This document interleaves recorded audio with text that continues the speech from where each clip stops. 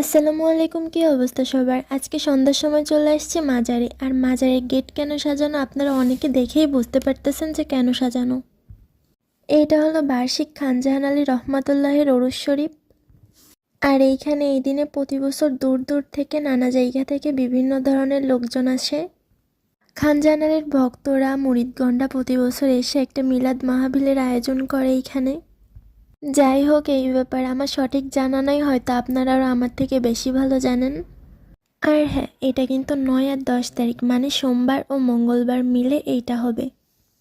তারপর আর কি নিচ থেকে চলে যাচ্ছে এখন উপরে, দেখি উপরে কি না কি হচ্ছে। শুরু হবে কালকে, তবে আজকে দেখতে পাচ্ছেন যে কত লোকজন ভরে গেছে মাজারে। আর মাজারটাও খুব সুন্দর করে সাজানো হয়েছে লাইটিং করে। মাজারে উপরে ওঠার যে রাস্তা, ওই রাস্তায় অনেক নতুন নতুন দোকান বসছে।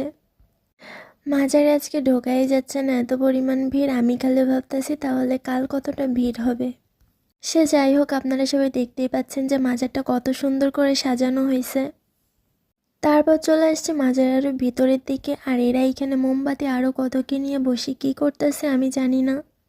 এরপরে চলে আসলাম মাজারের ঘাটে। আর মাজারের ঘাটে তো আরও পরিমাণ লোকজন ছিল। এটা প্রতি বছর হয় ঠিক তেমনই এই বছরটাতেও হচ্ছে। তো সব কিছু দেখলাম, ভাবতেছি যে আজকে যদি এত পরিমাণ লোকজন হয় তাহলে কাল কতটা হবে। তো আজকের ভিডিওটা এই পর্যন্তই ছিল। আল্লাহ হাফেজ, ভালো থাকবেন সবাই। আর ভিডিওটা যদি ভালো লেগে থাকে লাইক কমেন্ট শেয়ার অবশ্যই করে দিবেন।